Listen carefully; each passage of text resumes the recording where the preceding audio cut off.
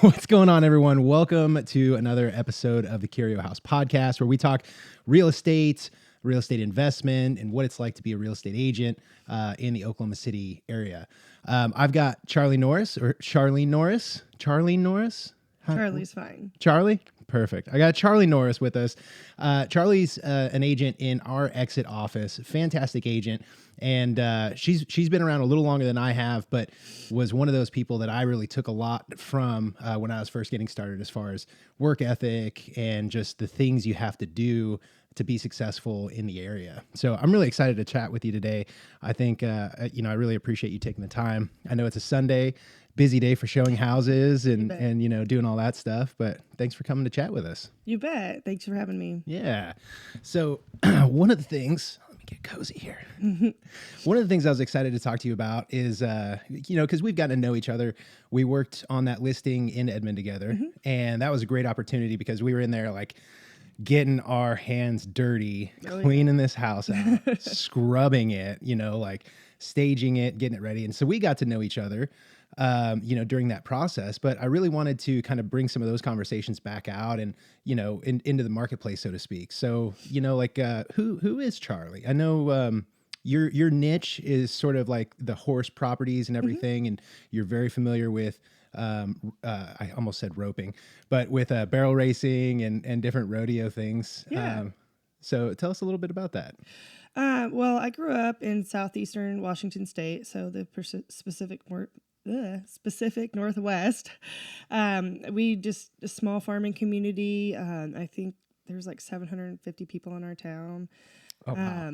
Really like just deep into the wheat country. A lot of people think of vineyards and orchards, and they're there, but like the true local people, it's all about the wheat country, in the logging industry. And so that's what I grew up around, and we had hay and horses, and we always had horses. And I actually grew up in the English facet of the horse industry when I was really young, and I used to make what is that? English? English. What does that mean?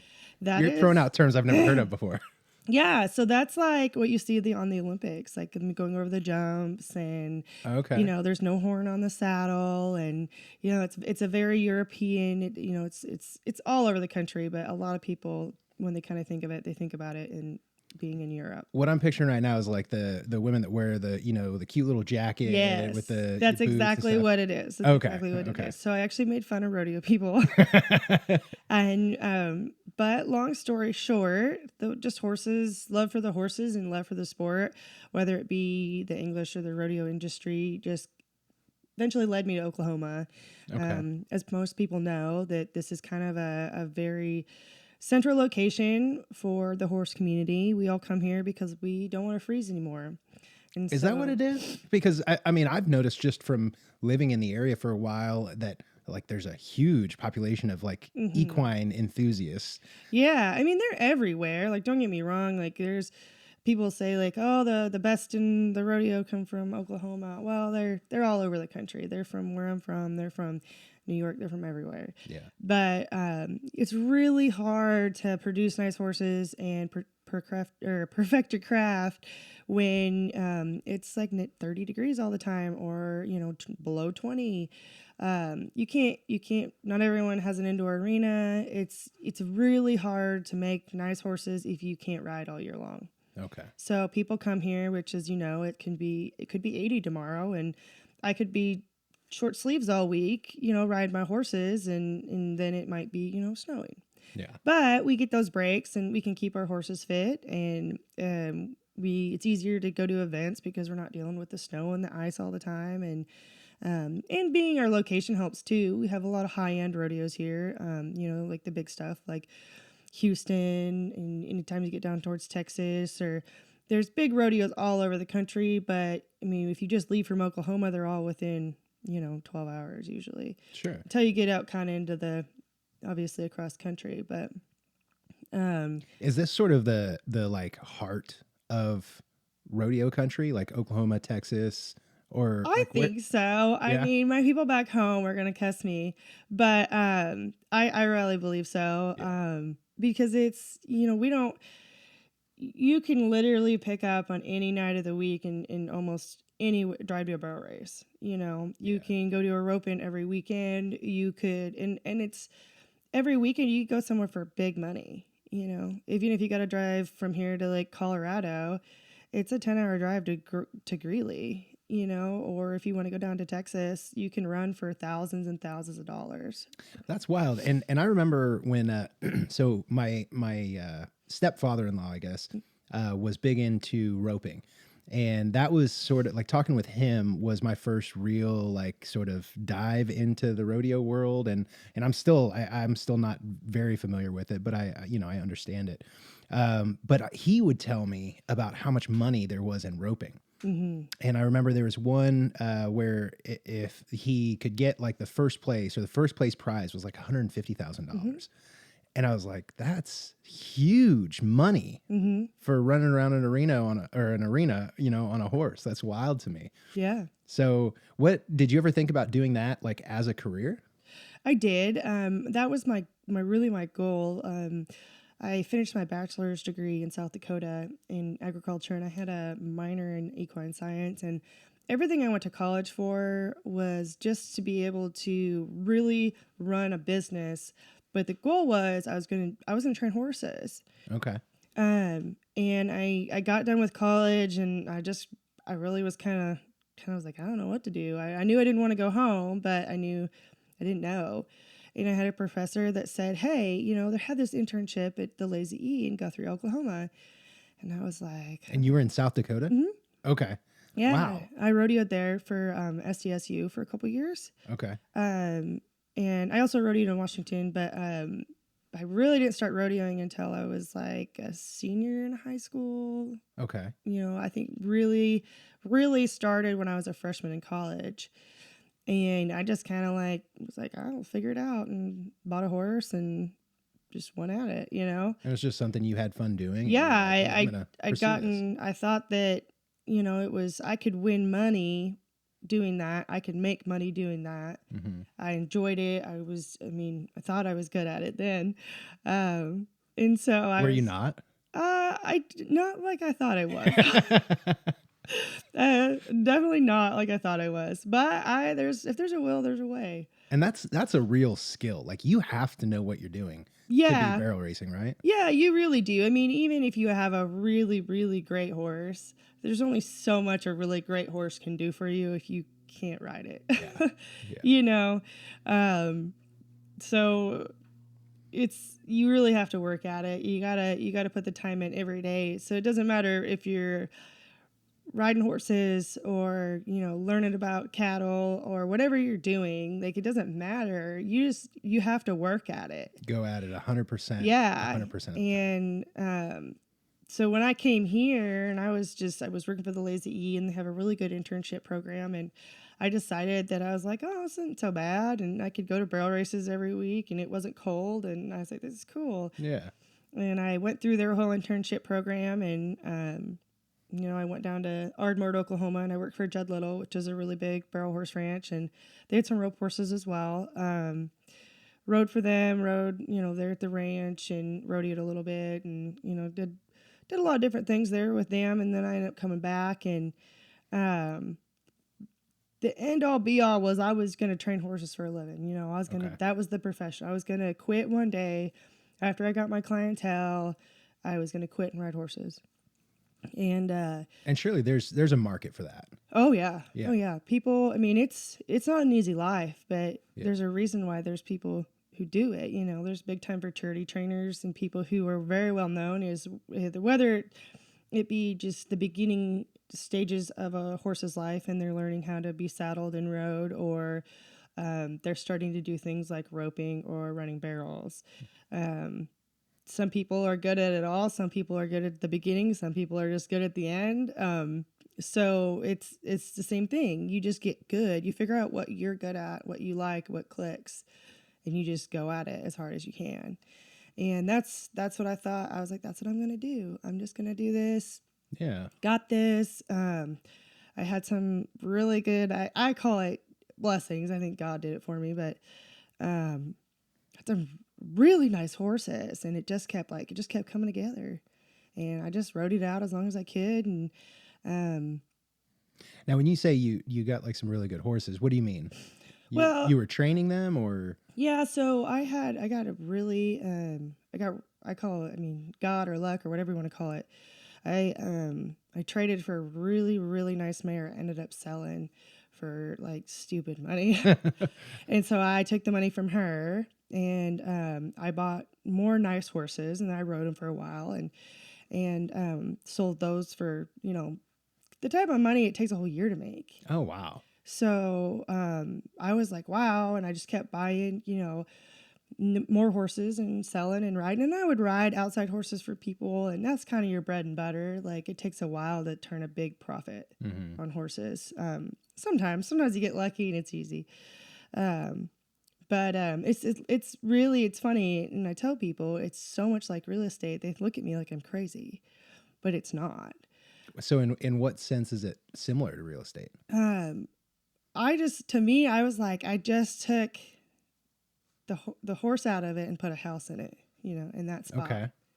And I just said, okay, so sometimes, like our house in Edmond, it takes hours and hours, and you were there for months. Yeah. And then I came in there at the end, and it was like, I'll make it pretty, and here, you know, here's the glory. And it's the same thing, you know. It's sometimes we get a call, and somebody shows up with a pre-approval, and we sell a $400,000 house, and it's, you know, butterflies and smiles, and everyone's happy, and it's easy. Yeah. And then sometimes you're elbow deep in someone's stranger's closet, Bagging up shoes. and I mean, a lot of things, you know, and it takes weeks, and it takes hours, and sometimes you're like, what am I doing this for? Yeah. And then it all comes together, and it You works get the out, payout. and you get the payout. I think one of the biggest things, because I'm pretty close with those clients, and I talk to them regularly, and the like gratefulness that they exude when we talk about that sale and everything, you should know how much they appreciate everything that we did and all the work that went into it, because it was a huge payoff for them, and it really worked out in the end. But it took a hell of a lot of work. Yeah, and I think that as much as I think that being able to like experience that with you, even though we knew each other, but we didn't really know each other that well. Yeah, it was like when you see someone around the office, or you make like small talk at the office. Yeah. So, But we kind of, you know, we talked about all sorts of things, and not just about, you know, real estate ideas, and just then it was all about helping somebody. exactly. And yeah, there was a end goal, because of obviously we do this to help people, but let's get real, we're trying to feed our families. Sure. So, but when you do all that, it's I don't think people know, unless you come from a different industry, completely different industry, like how much that mirrors a lot of people's careers, whether it being real estate, or you being a farmer, or a cattle rancher, or you know, training horses. It's, to me, it was just work, and I had to figure out the rules of the game, and you just made it work. I really like that perspective, because that almost is the exact same perspective that I have on a lot of this. And I think you could look at any product that is sold, or any job that is done, and at the end of the day, it, like, however you boil it down, at the very bottom, the product is for people. Mm-hmm. Right.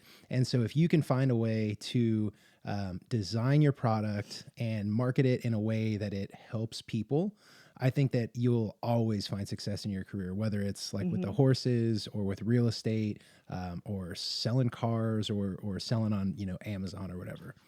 But what I'm kind of curious to know, like, how did you actually transition from the horses to real estate? Because that, while I see what you mean about them being similar, that's also like, that's a big change. It is.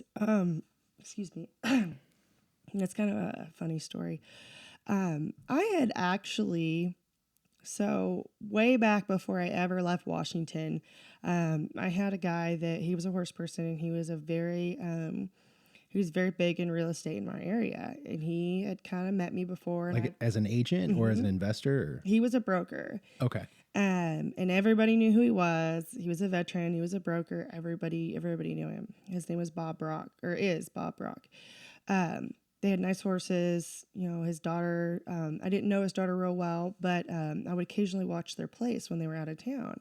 And he said, I think you'd be really good at this. Do you want to come to this open house and sit at this open house with me? And I said, yeah, sure. And the day came and went. And I was like, I don't really think it's really something I want to do. And, did you come to that conclusion after or before the open house? I didn't even go. Okay. So you just didn't think it was for you. I just was like, I'm going to ride horses. Why do I need to do this? Yeah. Years and years later, and I'd met people before, like Krista actually sold us our house, sold us our property. Same here. And Go Krista. Yeah. So I had, I think I'd asked her, I think I was pregnant with my daughter when I had asked her about it. And, so with Bob Rocks, you never ended up really doing anything. Nothing. So he just kind of planted the idea. And then it just like years later, this is like, I'm talking like 10, 15 years later. Okay. And I honestly had occasionally thought about it over, every once in a while. I was like, that would be kind of a good side gig. I should maybe look into that. And it just never really came through. And I just had such a driving force to do these other things. And, as life happens, things change. I had left to ride professionally from the Lazy E. I'd rode for a couple of years and done well, and we were doing okay. And then I was looking for a little bit of consistent income. And so I'd taken a job at a vet clinic. And I was just kind of working in the office, doing little things. Well, pretty much right when I took that job, I had gotten pregnant. And it was planned. Like, it just happened way sooner than we thought it was going to. Yeah. And I had just took that job because I was like, oh, well, I get a discount of vet services. It's very flexible. I don't work weekends. They needed some help. I was convenient. Yeah, make some money. So I paid our mortgage every month. It was kind of nice. Yeah. My husband was in the oil field at the time. He'd been in the oil field for 3 years. So, to me, I was living the good life. I was rodeoing. I was doing my thing. And, all I was doing was riding horses. Is everything I ever thought I ever wanted. And I got pregnant. And we were like, oh, well. So, and I knew that it was probably going to be the only kid I had. So about the same time I started this job. And I was like, man, I got to quit riding. Like I was still competing. Oh, that's right, because you can't ride when you're pregnant, right? Yeah, some people you can. It is high risk. Okay.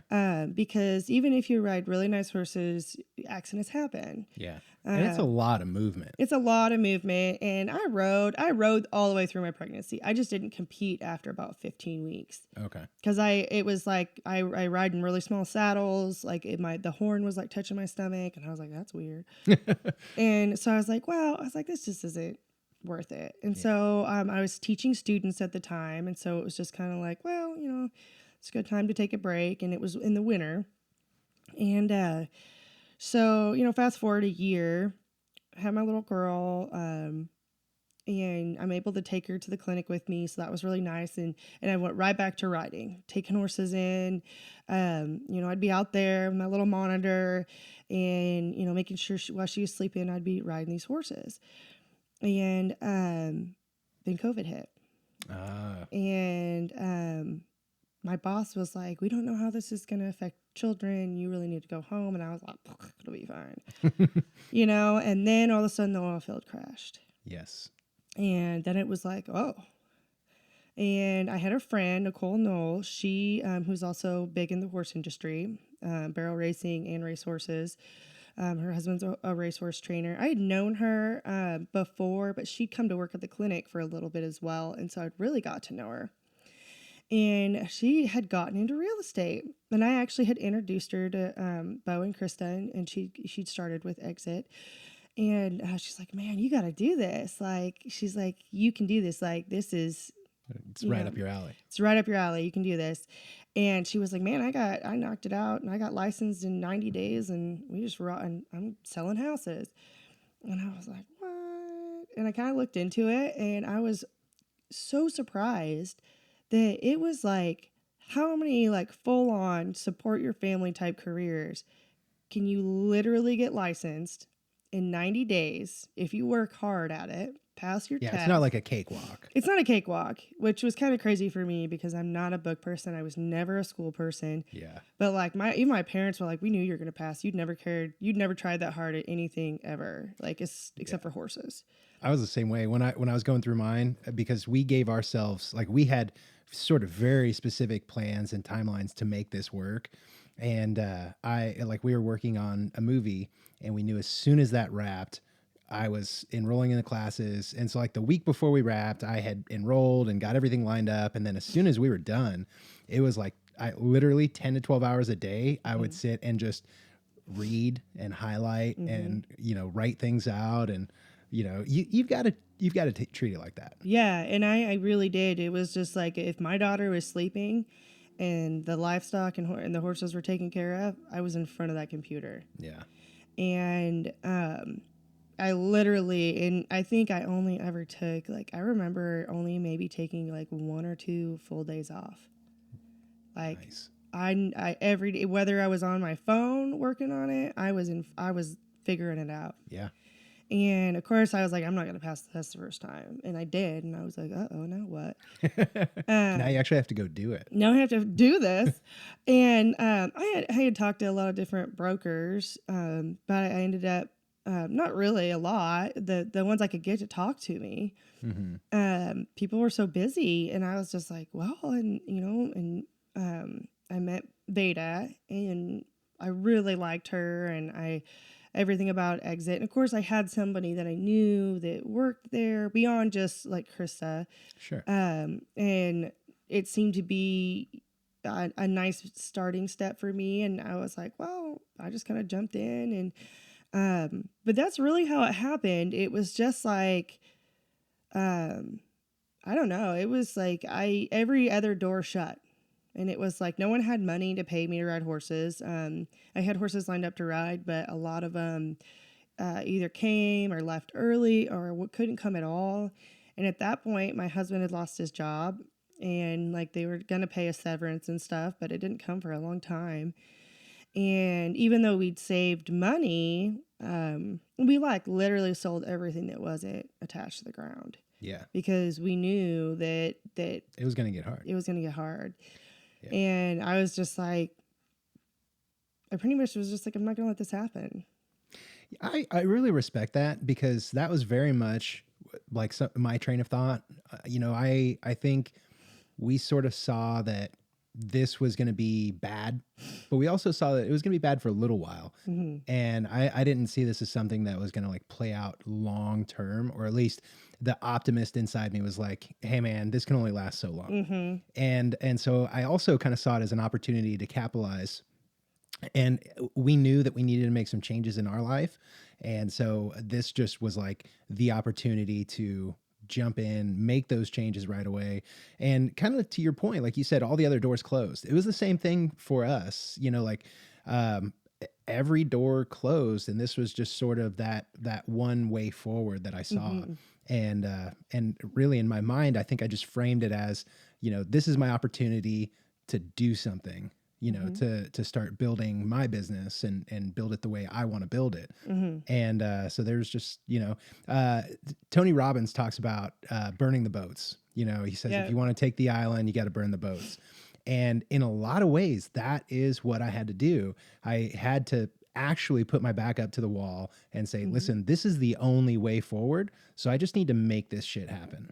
Yeah, exactly. And that's how I still am. I mean, I'm almost 2 years in, and tax season comes and you look at all the stuff, you're like, well, I'll never do this, these 10 things again, because you start to figure out what works and what doesn't work, and it's ever evolving. But, who would have thought that literally a worldwide pandemic, people having to go home, no money, having to live off truly having to live off the government because they truly couldn't make any money. And we just got our license and had some good mentorship and some good leadership in our brokers and the people around us. And we just flourished. So many of us just flourished. And I think a lot of us, and I know that there was many agents that struggled. Well, That and why do you think that is? Because you're right. Like there were some of us that definitely jumped in during that time, who saw the opportunities. We got in it, and like you said, we flourished, and some did not. And I'm curious, what's like the differentiating factors between maybe someone like you or I that sort of got a foothold and just pushed through all the hard stuff versus like is someone that is, started the same time as us, but they're still just struggling. Yeah, I chalk it up to the way I was raised Okay. and the lifestyle I come from. Because just because it's hard or it sucks or it's cold or there's a pandemic or, you know, even when the flu was bad, like all these things have gone on all of our lives, different, obviously different levels. I'm not comparing, livestock struggles with a pandemic, but I'm just saying like it doesn't matter. Like you have to do the best you can do for your family and do the best you can do to do it in the right way to where you're not not hurting other people. Sure. Not, you know yeah, not violating their, their free will, their the where rights, they're their, comfortable. sure. um and you got to figure it out. I mean, if you got to think about there's how far the livestock industry's come in the last hundreds of years. We used to have to go out and break the ice on the pond every day, and now we literally we can run water line. It's I know it sounds silly, but um Well, no, it doesn't sound silly at all. To me, it just sounds like, I mean, if I heard you right, I think you're saying more or less there's always going to be a struggle in life. yeah, It's just your willingness and ability to go out and do what you have to do to get past that, yeah. whatever it is, regardless of whether it's breaking ice so the cattle can get to water or, Hmm. you cattle, get out of pasture or something, in a Yeah. snowstorm or a global pandemic. Yeah, I mean, heck, last year, I mean, most of us, if we had livestock or anything, I mean, we had um, almost all of us had small calves living in our houses because they were gonna die, Wow. and if they didn't die, their ears would freeze off, or they would suffer, and it was like, yeah, I mean, yes, we sell them later to our family, to support our family, to feed the world, or to feed our country, wherever it all Oh, it goes. definitely feeds the world. Yeah, I mean, all the things that we do, but like we literally have like, livestock living in our houses You're because caring for them. because it doesn't matter that it's, a cow that, poops in your bathroom. Like we don't care. We're going to make sure that that animal lives to a point to where it can do what it was born to do, which was to feed us. Yeah. And whether it's horses I or really, I don't mean to cows cut you off, or but I really like that because there's so many people that maybe aren't familiar with the cattle industry or ag in general that would, or really just have the state of mind that farmers are inherently bad because they raise these cattle to die. Mhm. Right. But, um, they, I guess, just don't understand that, we've got population levels that have never existed before. There's more mouths to feed across the globe than ever before. And they're like hunting and gathering just isn't a thing anymore. Mm-mm. So this food has to come from somewhere. And they all think that it's just giant factory farms pumping out steak Mhm. and hamburger. And they don't understand that so much of that industry really is the independent farmer. Mhm. And I think if I remember numbers correctly from when I was farming, something like 70% of farming is like mom and pop type Mhm. productions or Mhm. farms. And then of course you've got some of the massive, more like factory farms or feedlots. But 90% of the cattle I think in the world actually comes from a 500-mile radius of right here which I think is really cool. And it speaks to how much of an impact we can have, or people like you who are raising these or cattle, in terms of like feeding people and putting food on plates. Yeah, and we have we just started, although I've been raised in it, we've been around it. Like we just started our own personal herd. And so we're still new to it, but I've grown up in it. But this is like my husband and I's first little like group that we've had. But Well, like what congratulations. like people don't understand, like I know we don't have that many, but like I know them all. I know all their temperaments. We have like ones that we can feed out of the truck. My daughter can feed, I mean, we love them. We do. Yeah. And we take the best care of them we can. And yes, like it's not pretty. It's not pretty. And either But is it's cutting the also wheat. essential. Yeah, either is cutting the wheat that makes the bread, the corn that people eat, none of it. Like people think that's less harsh and less ugly and less painful, and it's not. I remember, and this was so long ago, but I remember seeing a video like on Instagram or something, and it was just a quick clip, but it was someone asking like college students, where does steak come from? And there were so many that were like, they had no idea. Yeah. And to me, that's just like an eye opener. Some people, and I think, or at least I'd like to hope, most people know that, steak comes from cows. Yeah. Like, but I think there's some people that just look in the supermarket and they're like, here's a steak. And they don't even think about where it came from or what it is. Yeah. They're just oblivious to it. Or they think like steak has an animal and it had of course it had a mind and a personality and we loved it and we, some of us pet them or whatever. And then we send them away to make food. But then they look at a tortilla and they also don't realize that what the land and the wildlife and all the things, they don't realize that no matter what we're eating, what we're doing, we have an impact. Yeah. We have an impact. Some of it's a little bit more, harsh than others, or to some people seems more harsh.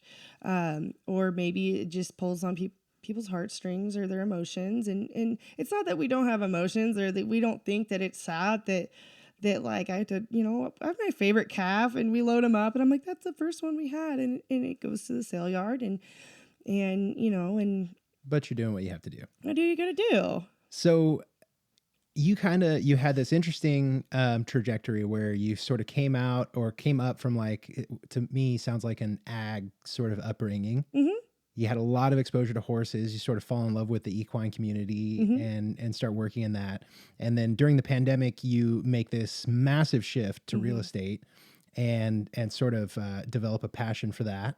Mm-hmm. And so what have you noticed since you got into real estate? And I know that you're still balancing your like recreation, you still ride and, still barrel race and everything.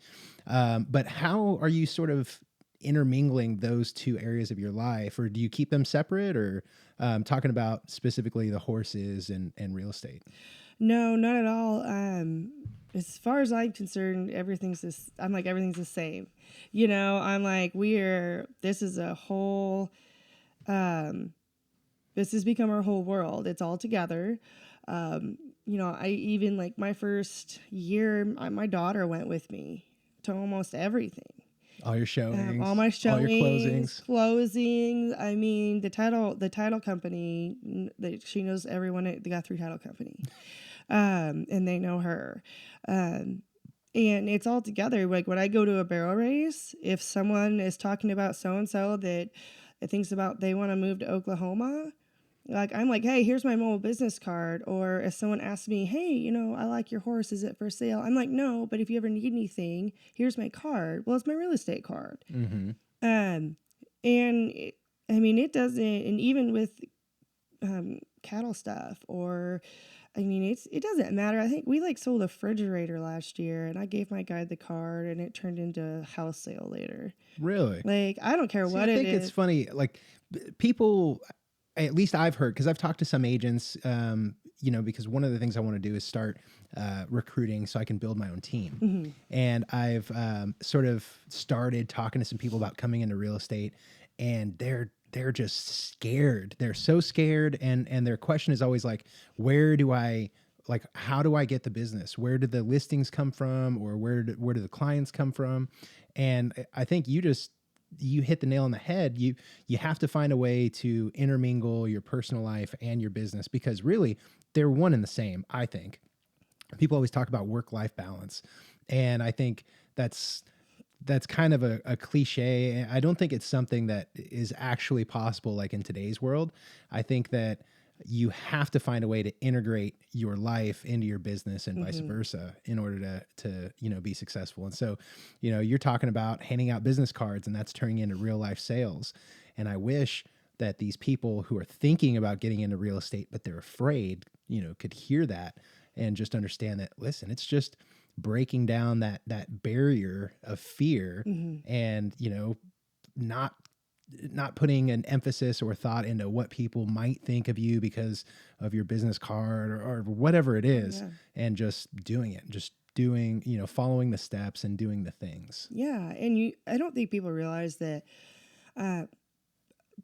they're, the multimillionaires, the people we see on TV and the real estate shows and all the things that seem like they've got it all and it's all perfect and easy.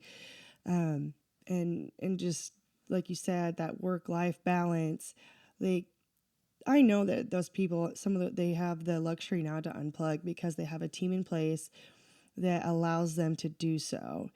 But some of the best thing I think I ever, and I'll probably say the author wrong, the guy who wrote the book. Yes. That they send us. Yeah. Dang it. Steve Morris. Steve Morris. I knew it was Steve, but I was going to say like something else. There's a line in the book, and I don't know if I'm going to say it perfectly, but he says that you have to be like obnoxious. Like you have to be either, unless it's a billboard or everything you do, you literally have to be so obnoxious. Like it has to be so loud people cannot ignore you. Thank you. I love that. And I love that you read it, you recognized it, and you remembered it, because that's exactly what like I'm trying to do. And I see you doing it too. We both post videos and we try and articulate different steps in the home buying or selling process to help the consumer along their journey, and so that we can add value. But a lot of that also is just our way of marketing our message, and us trying to be not obnoxious in a bad way, but obnoxious in the sense like, hey, you might not be listening now, but I'm going to keep talking until you do. Yeah. I think that comes kind of full circle back to what I learned, coming, like when I came to Oklahoma, I came with some, looking back now, like they weren't bad horses, but they weren't a whole lot compared to what I've learned. What I've come a long ways in those, 10, 11 years, in what we call quality. And I look back then and I was just like, I didn't care where I was from. I didn't care that I showed up in a $500 tiny 2-horse trailer. I didn't care that I didn't really have any money. I didn't care. I just kept working as hard as I could work until people just had to recognize me. Exactly. To the point to where, I had nice trailers. It's just like having the nice car or whatever. And none of that came from anything other than just sweat, blood, and tears. Yeah. That's it. Yeah.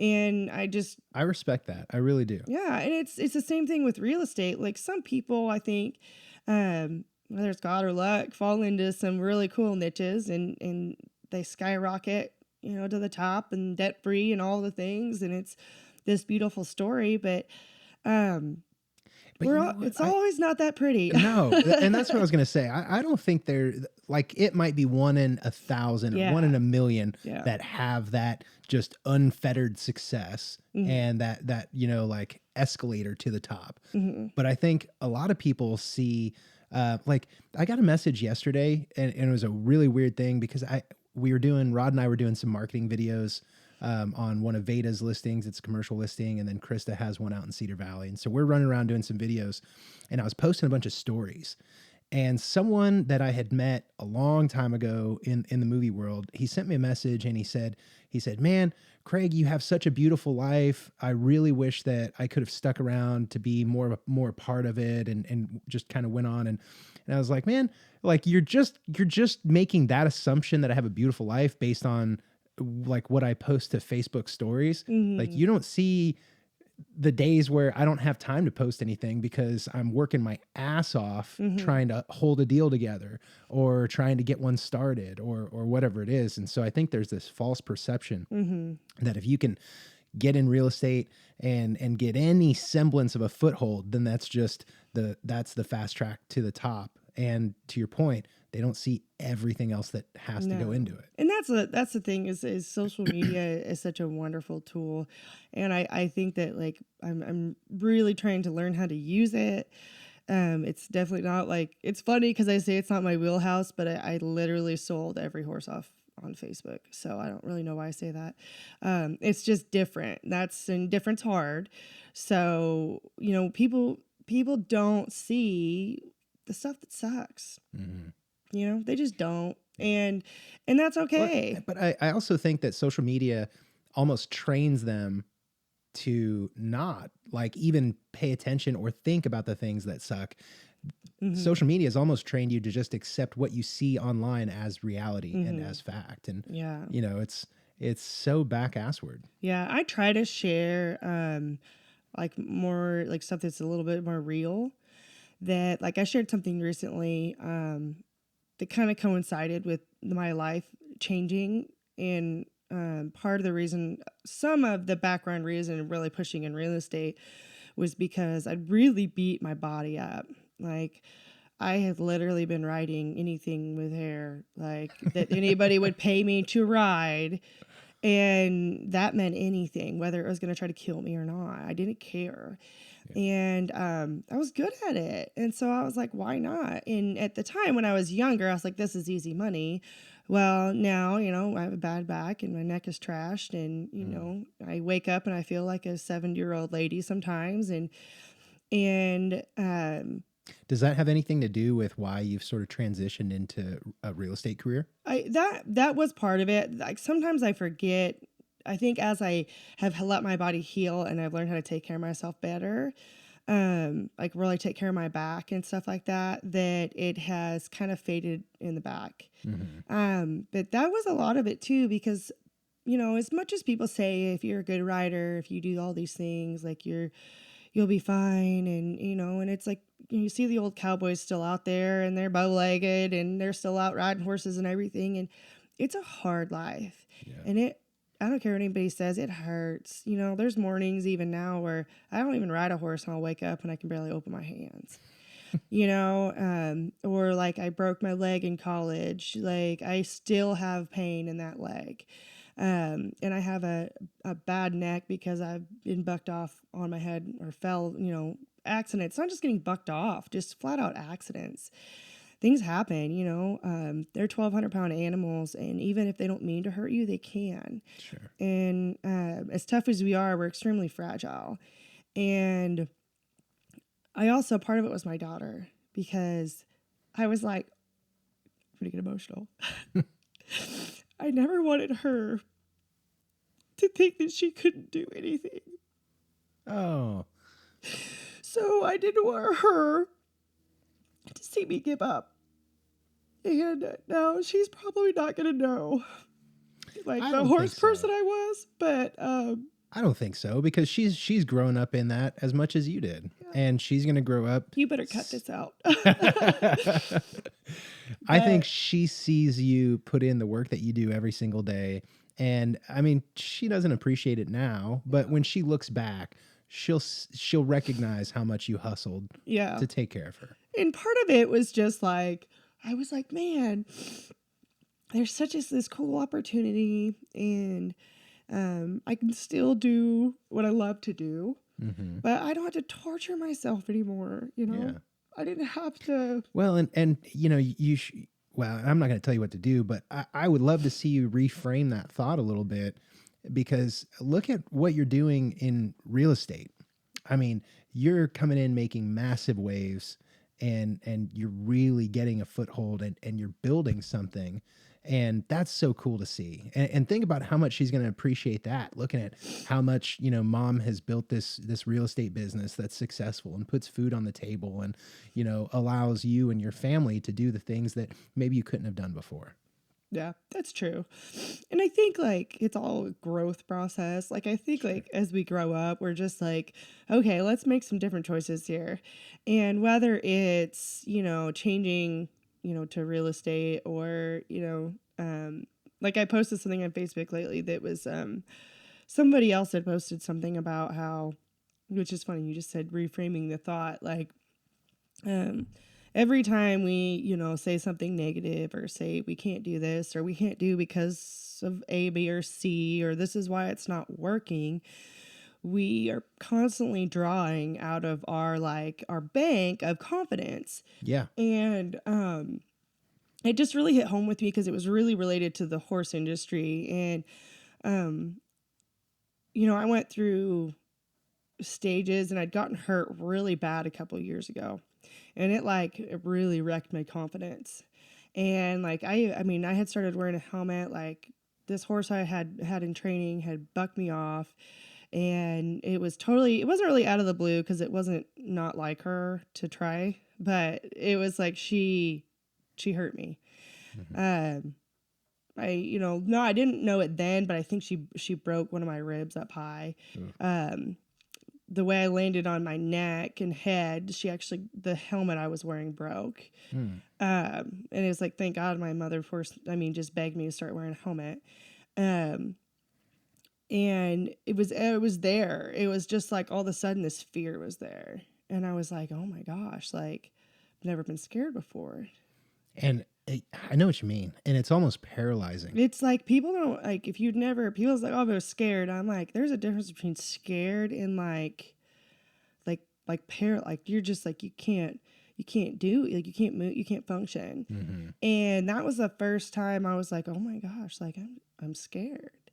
And I pushed through it for many years, and I was like, I'm fine.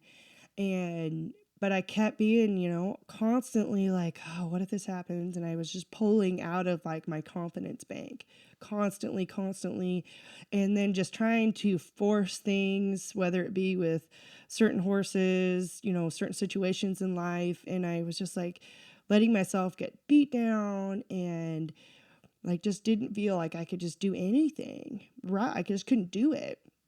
And it's like, I don't know, something clicked, like something changed. And even though I still was having success, I felt like my horses weren't like they used to be. Like I just wasn't the rider that I used to be. And I was like, what the heck Do you changed? think that is that little voice inside your head, that it might be the result of the negative thinking that is just kind of chipping away at, like you're talking about, your confidence, your self-confidence? Yeah. And that little article, like this little thing that somebody posted, it just was like, be careful that you don't bankrupt your confidence, because I like that. Every time we say something like, I can't do this, or they don't like me, or this or that, you draw from that bank. And whether it's confidence to get on a horse that maybe has, scared you a little bit, or it got to be the point where I felt like I couldn't even compete. And I used to go to professional rodeos. And I didn't want to compete against 30 people. Just because you're insecure. Yeah, my confidence had just gotten wrecked. It might still be something that you're dealing with, but how do you get past that? I think it's just like anything, and I still go through it with real estate, and I think I will for a long time. I just, I call about making different choices, but I think as I've grown up, I've kind of just you learn about yourself, and you learn about how to better yourself, and the things that help you be a good person or a better person or stronger. And I just finally was like, you are forcing things that are not working. And it's not serving the people that you're trying to serve. It's not serving yourself, and it's not serving your family. So I was just like, I'm done. I'm done. I went through very similar sort of I call it like my awakening. Yeah. You Yeah. know, it was where I guess consciously considered my own identity and skill set, and I really was just like, you know, who am I? Mm-hmm. Like what am I to myself and to the rest of the world, and you know, who do I want to be? And I'm a big believer in our ability to I'm a big believer that identity isn't fixed. Mm-mm. I think that a lot of people identify themselves based on the things they think they can do or the things they think they can't do. I think more often than not, it's the latter. People are defined by the things they think they can't do. You know, they'll see someone do something cool on YouTube and they're like, oh man, that'd be so cool. I wish I could do that. But they say, I wish I could do that as if they can't. And so what I had to start, and for me, I saw people like my stepmom, who's a realtor, having a lot of success in real estate. And I saw people, you know, doing career changes that were these massive changes. And I was like, man, that's so cool. Like, you know, I wish I could do something like that and find the thing that I really am passionate about and can get into and create a business with. And then finally I something changed and I was just like, I can do that. Like I can do that. It might not happen right away, but I think so much of like success is just narrowing your focus to something that you want to do, and then just like staying on that path despite whatever obstacles or roadblocks might, you know, confront you. I mean, something pops up and you either jump over it like a hurdle or you find a way around it, or, you know, whatever you have to do to get past it, just stay on that path and things will just start to work, you know? Yeah. And, you know, when you think about like identity and who I am, you start to build that identity and the confidence along the way. And every roadblock that you hit or that hits you, when you overcome that, it builds and bolsters that confidence. And so then you start thinking like, hey, I got through that. Like, damn, I'm pretty good. And, you know, and you start to feel better and feel more confident in yourself and your skills. And that just, I think, propels your business. Yeah. And so I think identity is incredibly important. And I respect that you know, sort of saw that and, you know, realized that you might have been scared of things that you didn't really need to be scared of. And I'm assuming you're working through it or. Yeah. Yeah. I mean, a lot's changed, you know, since I think I was 30, I was 31 or 32.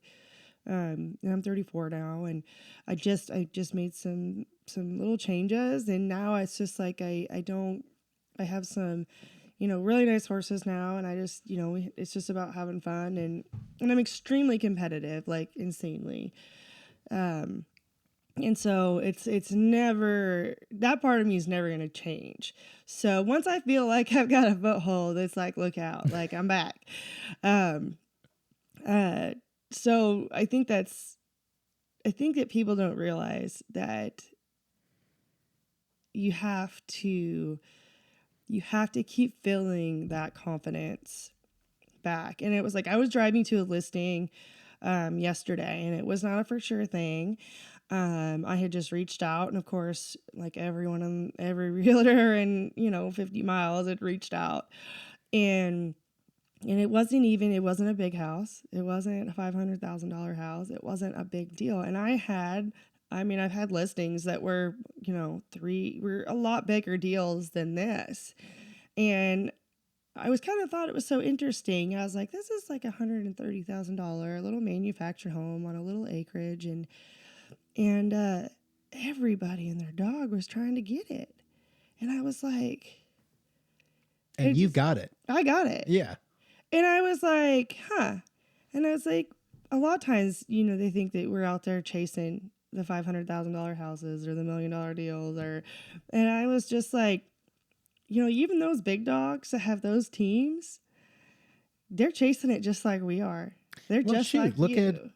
look at the Levinsons. Mm-hmm. You know, Tara's by volume the highest producing agent in the state, and I look around at all of these listings that she's got, and it might be $100,000 trailer on an acre or two, or you know, rental property in Edmond worth 150 grand. Like, these aren't extravagant listings. Now she gets those too, but a lot of their bread and butter is the high turnover properties in like the 100 to 250 range. And so yeah, I totally agree. And I think, like, kind of to go back, just like, you know, talk about the confidence. It's like on the way there, I was like, okay, yeah, I'm gonna get this. I got this, or I'm gonna give it my best shot. And I was like, no, I am going to get this listing. Like, this is my listing. Oh, you were driving to it, competing for it? Yes. Oh, okay. They had not. It was surely a sit down and talk to her. Okay, gotcha. And And so what is it? This is like a double wide? little double wide in Harrah, Oklahoma. It's on like a Okay. 1.7 acres. Okay. It's like a tiny little mini farm. You know, Okay. it has enough room for like one, maybe two horses. Yeah. They've got like chickens, pigs, dogs, some little shop with a stall in it. You know, the perfect little mini It's farm. like a little homestead kind of thing. Yeah, it's perfect.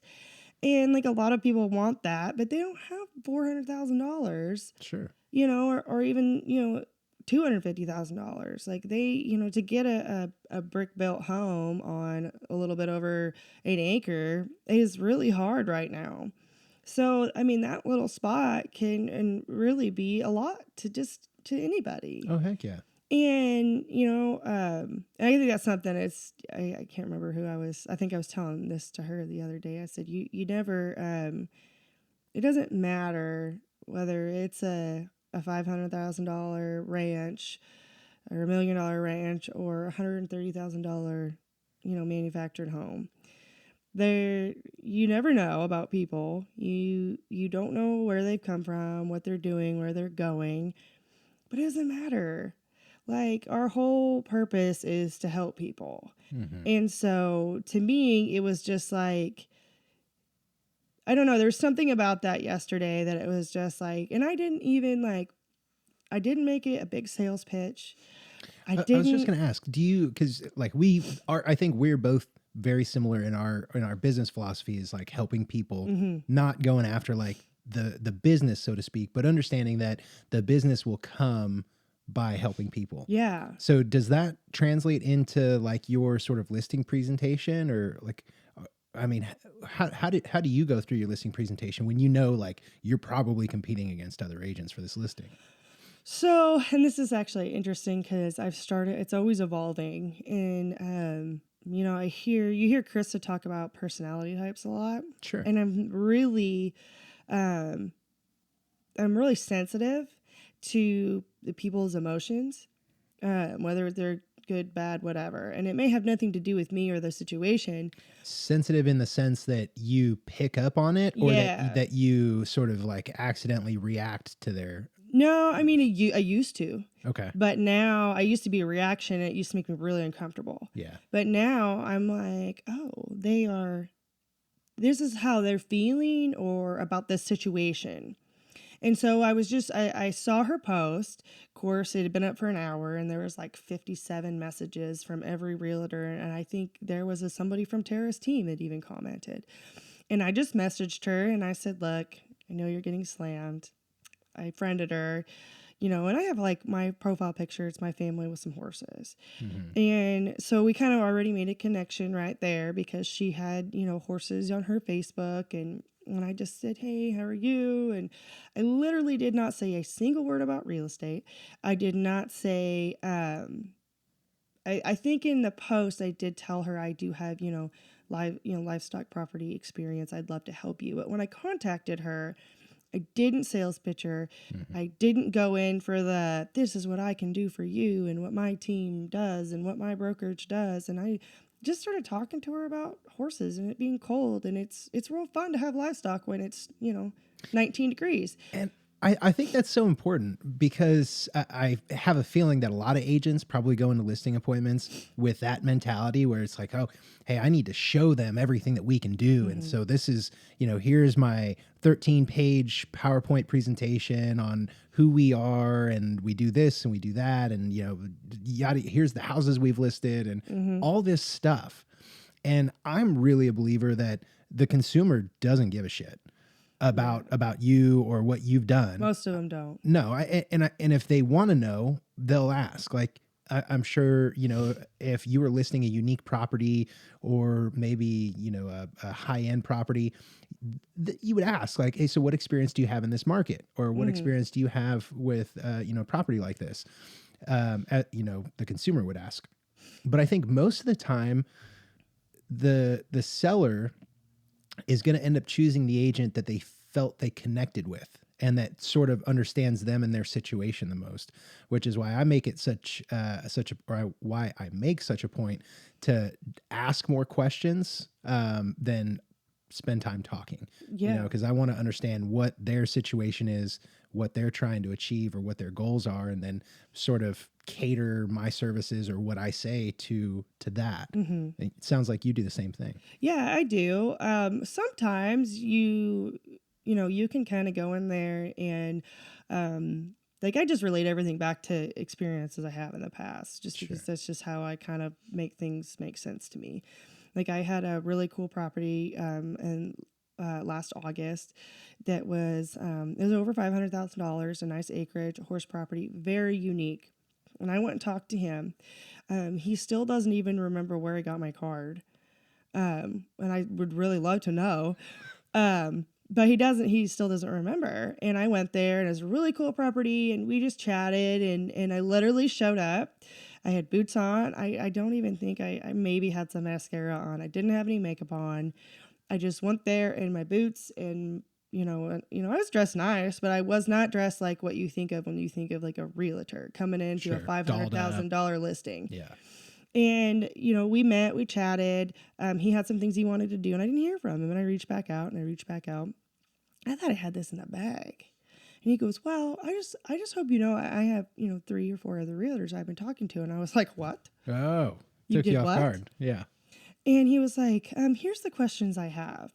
And he did. He asked for those things. He said, what are you going to do that's so much different than the guy that sells every property within 20 miles of my house? Yeah. He is the real estate agent here. And then I guess another lady came and they all said it was worth the same thing. We all said the same things. We all said, oh, we're going to put it on the MLS and, this is what our brokerage does and this is how good we communicate and all the things. And I was like, what do I have that they don't have? What are your value propositions? Yeah. And I was like, from literally every side of the country into Canada, between my Facebook and my friends, I could probably have 3 levels of separation to every horse person in the U.S., honestly. Yeah. And I'm not joking. But that's, it's everybody knows somebody. So do you say that because that was one of your value propositions? Yeah, that's what I told him. Is I was like, this is what, this is my background. This is where I came from. This is my wheelhouse. Yeah. I can tell you that these are, I knew the market, so I knew who was probably going to buy the property. And I also, I played into that a little bit. I just said, most people I don't think someone from Oklahoma is probably going to buy this property. And I was right. Somebody from Texas did. Okay. And it was, their daughter had saw it on Facebook and I had put it on Facebook and I had shown, like a few pictures of the property and just put it on every horse property site, every, anything related, real estate related, horses, anything. I just blew it up. And all my friends shared it. Everyone shared it. There's people in Washington that called me that were interested in it. There's people all across the country that called me that were interested in that property. Wow. And it was sold in, I think it was 4 days for like $10,000 over. Wow. And that's awesome. It was because of the Facebook marketing. Yeah. And now, would their real estate agent probably have found it on the MLS? Yeah. But they were made aware of it because of that. Yep. And it, That's something that I point out to people as well. You know, it's wonderful to have it on the MLS, and it has to be there, I think. mhm, But just having it be not just there, but also having this social media presence on Facebook. I mean, Facebook's a huge community. yeah. And with all the different, I think this is just a product of the way their algorithm works. But the fact that, you know, if you post that, a friend of your friend could see that, Mhm, and then, you know, they could like or comment on it. Now a friend of their friend can see that. mhm, And so it's just this sort of like organic reach. And it's another reason that I think TikTok is great. And I know it gets a lot of shit because it's TikTok, but at the same time, it has that organic reach, you know, in mhm, its algorithm. So you can touch a lot more people and get a lot mhm. more impressions that way. And what people don't realize is that although they think, okay, this person calls me and they're going to move to Edmond, Oklahoma, I can honestly say, I bet 85 to 90% of the people that I close a deal with said they were going to move to a certain spot and only that spot. And then they saw a house that was not in that spot. And that's where they bought the house. Yeah. So It happens a lot. it happens a lot. And so they don't always see it on the MLS because they have their borders. This is where I want to live. And so this is the houses I want to look at. And then something pops up on Facebook, and because they are in the same groups, they're in the horse groups, they're in the land groups, they're in, so and so's, friend list, or they like a professional athlete that I like. Whether it, be people who like basketball or rodeo, we're all connected. And so I use it a lot, and it's interesting. I know some people can kill it on Facebook, and I do pretty good, but some of my biggest deals, my first deal was I literally got on Facebook and was like, I'm a horse property specialist. I'd been in real estate for like a week. And I mean, but we have really good brokers. Yeah. So, I mean, they're really good at about bringing the ambulance when you are like, Well, and yes, I agree with that. You know, for instance, that house in Edmond, Bo had stepped in at one point just because I was like, hey, I might be missing something here. Like, is my pricing off? You know, is there something wrong with the house? Do we need to make some adjustments here? And he came in and gave us a lot of really great pointers. And that got us to the point where, you know, that the house looked good now. Now we just need to clean up some of their stuff and stage and tidy things up, which is where you came in and helped me out.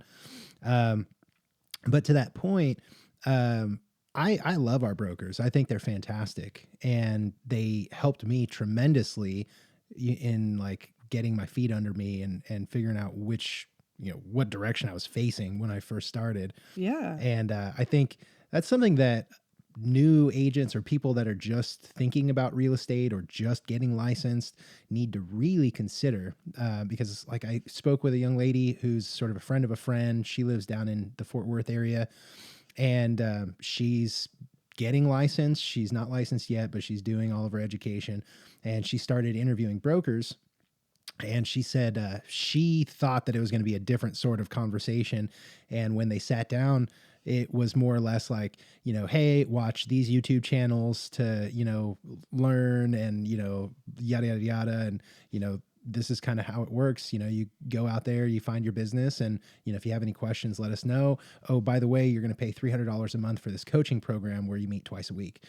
And it was just this weird sort of thing. And she was like, is this what real estate is? Because if it is, I don't think it's right for me. Mm-hmm. And so I sat and talked with her for like 2 hours, and I just told her about my experiences with Exit and with my brokers, and, you know, the idea that our company is really, it's structured differently than a lot of other brokerages out there, in the sense that our brokers and our company want us to develop our own brand. They want us to, you know, be able to distinguish ourselves from our peers who might be at other offices. They want us to get out there and talk to other agents. You know, there's so many different unique types of compensation, like with residuals, which I think is a great way for an agent who, you know, is really kind of gung ho coming in excited. It's a good way for them to build their business and, you know, recruit and coach and train and build your residuals.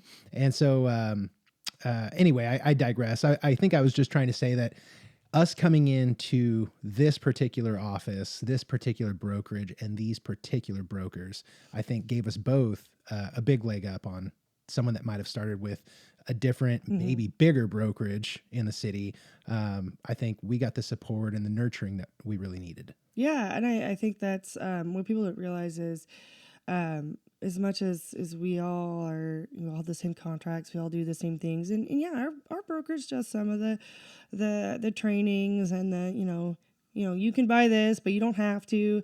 But the thing that I think that really resonates with me is that they've not one time ever told me that I can't do something or I shouldn't do something. Not Yeah. one time. Yeah. They literally are like, I mean, I literally got on Facebook and was like, I'm a horse property specialist, which I am, but really not. I mean, I had good training and I had good support and I knew how to, not get sued. But, and I knew how to help people, but I really didn't know how to bring that all together. And that's something that I think I really love about our brokers is because if you need somebody to really help you, to hold your hand, they're going to help you if you bring the will to do it. Yep. They're also, I don't mean to cut you off, but Bo always says they've got to bring the they batteries. got to bring the batteries. Yeah. But I they're love also, what I love about it is it's like, I'm like a little Energizer bunny that just took off and nobody really knew probably. I mean, probably Veda was like, what are you doing? that. And I'm like, oh my gosh, Veda, this is happening. Like, I mean, I just, hit the ground and took off and they support that too. Yeah. They don't ask you to be, okay, this is what our brokerage is this is who you are. This is who you're going to be. This is how we're going to, No, it's 100%. I mean, they almost, I almost got the sense that they sort of take a step back and they just kind of see like, who is this person going to be? yeah. And what once they're they, good at. yeah. And then they encourage you to do the things that you demonstrate you're good at. And I mean, I got a lot of great feedback from Bo and Veda. And I think one of the things I love that Bo did early on was he really sort of nudged me. I won't say he like told me do this or do that, but he would kind of nudge me like, hey man, with your background, you could do kind of well with this. And, he'd toss out different ideas and I'd mull them over and then I'd, get carried away thinking about how I can make it happen and different things I could do. But man, the level of support that you get from this office and these brokers, I think is tremendous. And I think there's a lot of exciting things in the future, both with the office and then with us as agents and here in Guthrie, because I think there's a lot coming to Guthrie. We've seen a lot of people coming out of the city and out of Edmond into Logan County. And then like you're talking about how it's sort of this pseudo mecca for horse properties and the equine community. And so I know I see a lot of people coming in from out of state for the horse part of it. So I think Guthrie and Logan County specifically is going to grow a lot in the next few years. And I'm kind of curious, before we have to wrap it up, what are some of the plans that you have to grow in Guthrie, like in the next couple of years? What are some things that you're kind of getting excited about? Well, I think I've learned so much over the last couple of years. I kind of learned just as much as what I want to do is what I don't want to do. Okay. It was really, and now it's always for me, it's always back to the horses because that's what I know. But I remember somebody when I was, working at Lazy E, and a lot of times people come there and they really think they want to be in the horse industry. They think that's what they have to have. And they come there and they learn a lot of things, but most of them learn that that's not what they want to do. And I think I've really learned that as much as I was like, I'm going to do this and I'm going to be a part of this club and that chamber and this chamber and all these things, and connections are wonderful. By all means, go out there and get those connections. But I think what I really is really going to focus on is just building these relationships with people, talking to people, and just kind of being somebody that people feel like they're just not going to get, bombarded with or sales pitched with or why didn't you call me? Like just being me and just talking to people and just, building those relationships. And as much as I thought I was going to buy more Zillow and do all these things, a year ago, I really just kind of brought all that down to just kind of being a more personable agent, there for everyone, whether it's big or small. And just really looking forward to balancing life too. I mean, I think my husband gets a little tired of like no matter what, if my phone rings, like Yeah. I'm starting to learn that, the phone goes down in the evening. I'm not always the best about it, but I'm getting better. Well, it's hard though, especially like for us being newer agents. It's like, hey, we got to capitalize on every Mhm. opportunity. If we're getting a phone call at 7:30, 8 o'clock, I kind of need to take it. Yeah, and I do, but I'm like, unless I am working a deal that needs my attention and the world is burning down, Hmm. I'm not on my phone usually after about 8:30, 9 o'clock. Yeah. Well, I mean, Um, that's a good shut off time. yeah, and it's funny because it's like, what do you do to grow my business? And I really am just kind of get down to focusing more on people and what they need and less on, you know, trying to get to Running around pay like your hair's on Zillow. fire. Yeah, like trying to pay this person or that fee or be a part of this club or do these things. Um, I think that's sort of a natural progression in the business as well, because at first it's like we do have to run around like our hair's on mhm, fire because like we got to pay bills mhm. and like we need to make the ends meet. But you're right. You kind of reach this point where you kind of start thinking like, hey, I need to like just get smarter about how I'm doing this. Exactly. And I don't need to run around like crazy. And Hmm. instead I've got this, I've got this, I've got this. Let me build these pillars. And Yeah, because I spent a lot of money last year that didn't really do me any good. mhm. And it's not, it's, they say uh, you gotta pay money to make money. Yeah, Well, it's not always that's not always the answer. no, And if you're willing to be a little bit more patient, sometimes you can grow something a little bit more unique and I think a little bit more true if you let it develop versus forcing it. yeah. And that's really hard when that's how you eat. But I think if you sometimes try to reel that in and be a little bit patient and try to make your motives, do the things for the right reasons. Yes. Even though we're all doing this to make money. Um, Yeah, but I think like we were talking about reframing earlier. mhm. If you can reframe that idea about running a business from I'm doing this to make money to I'm doing this to help people. Well, then you kind of like it starts clicking. You're like, okay, well, if I just help more people, I'll make more money. Yeah, it's You just a know, product of helping people. exactly. And that's something I think that I really want to focus on is to stop, you know, um, chasing the circus. Yeah. And Be the circus. yeah, I'm gonna be that monkey in the circus, whatever. But it's just stop. It's just focus that down into what it's really about, and things will come.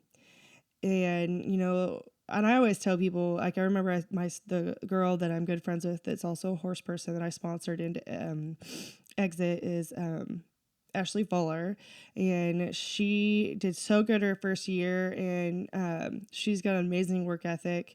But I think I told her something, and I think she looked at me funny when I said it, and I said part of it in the beginning, because I had a lot of success, like really good success right off the bat, and I was like, girl, part of it is you kind of gotta fake it till you make it, but you Hmm. gotta do it in the right way. Sure. So you can't you got to fake it till you make it, but you got to kind of stay in your lane too. So, and I think part of that like we talk about is figuring out who you are, Yes. figuring out, because the biggest thing I think you'll notice, whether it's Tara or Krista, is that they are very much who they are. Very sure of themselves and Yes. very set in their identity. Yes. And anyone who's worked with them, whether it was the best experience of their life or not so much, that person never changes. And I think that, as we need to evolve and change, whether it be in your business or your life, that once you kind of realize like who you are and the things you want to do and help people, those things will change over time. Mhm. But the true intent behind what you're doing will not. And people know what that is. People know. They can see.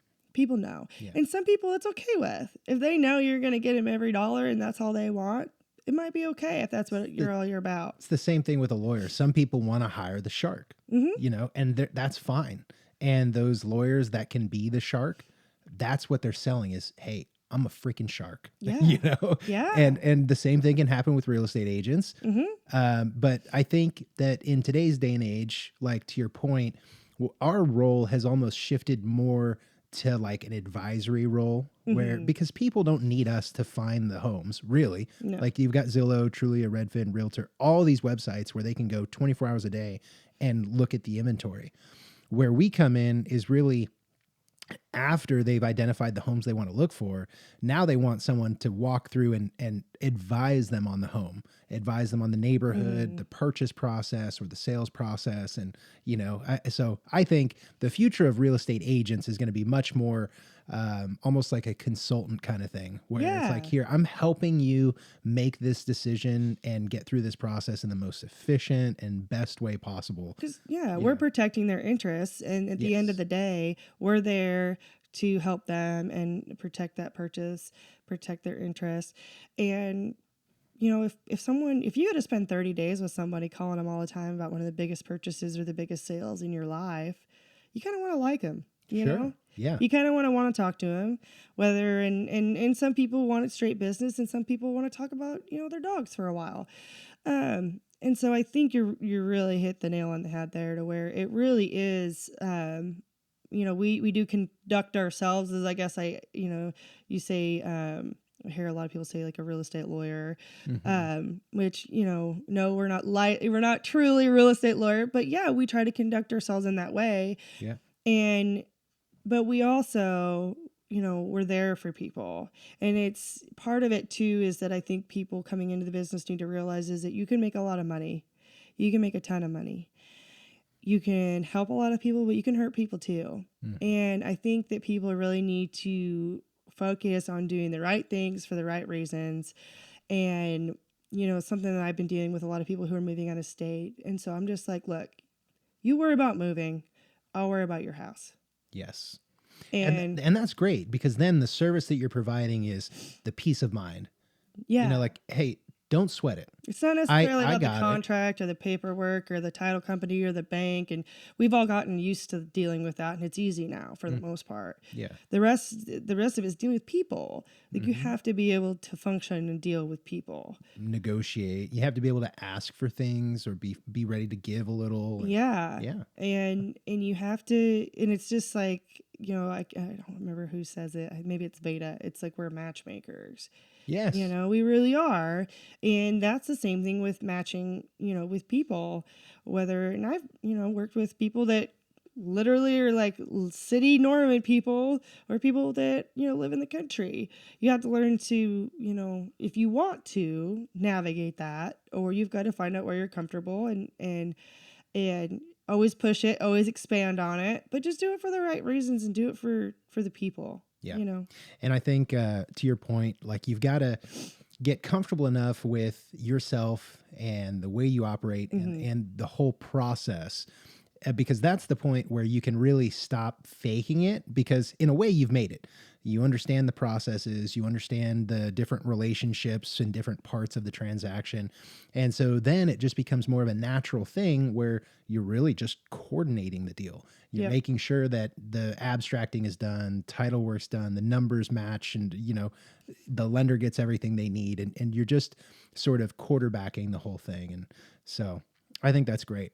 And Charlie, it's been really wonderful to have you on. You. I love these talks, and whether it's with you as an agent or someone in the insurance industry or lender or whatever, it's great to have these conversations where we can sit down one-on-one, get to know each other and talk more about where we came from, how we got into this, what are our motivators, and just all this stuff. It's really cool conversation for me, and I take a lot from it. So it's really I really neat. appreciate it. It's cool to hear a little bit more about your story too. I don't know that we'd ever really dived into that. So that's awesome. I appreciate it. And it's cool. Yeah. So if anyone's watching this and they want to talk more with you about, listing a property or helping them buy a property or whatever, how do people get in touch with you? The easiest way probably honestly is Facebook. I have a Facebook profile, personal and business, and it's just it's just Charlie Norris with Exit Realty Premier. I also have a web page, and that is Charlie and OKC Agent at homepages.com. And my number is 605-690-6046. Or you can always reach out to the brokerage and they can, patch you over too.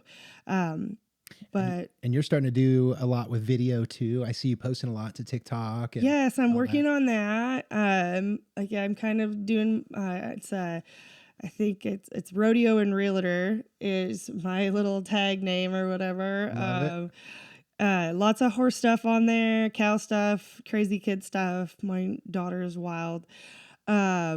But real estate stuff too. So my comfort zone, is barrel racing videos and funny kid and horse videos. So I'm starting to learn how to use that too with real estate. Yeah. And I've got to say, I really like your TikTok because you've got the perfect mix of the business stuff and the rodeo and the family. You see you walking around with your daughter, see you talking about, buy transactions you're involved with or listing transactions you're involved with. And it's really good content. So I enjoy watching it. Well, thank you. I enjoy yours too. It's always fun to see everyone. You don't always realize the parts of everyone's lives. Yeah. And so it's fun to kind of see the little parts that we wish they would talk about more or we would see more. That's a good point. So it's cool. Yeah. Cool. Well, Charlie, thanks again. I appreciate it. Thank you. Fist bump. All right, guys.